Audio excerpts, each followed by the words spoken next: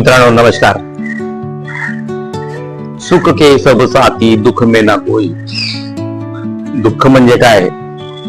भरपूर लोकांना असं वाटतं डोंगरा एवढं, कारण त्यांना ती तेवढी कॅपॅसिटी असते।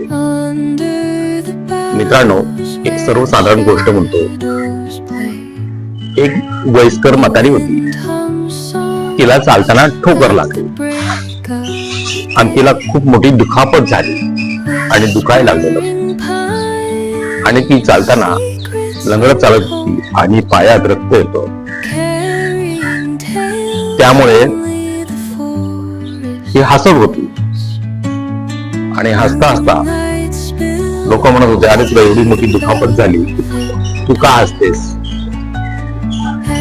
म्हणलं जे काय आहे ते आहे का? म्हणलं मला तर दुःख झालं, पण आमच्या देवाला किती बरं वाटतं, त्यांचं आमच्यावर किती मोठं लक्ष आहे, म्हणजे आमची किती मोठी परीक्षा घेते।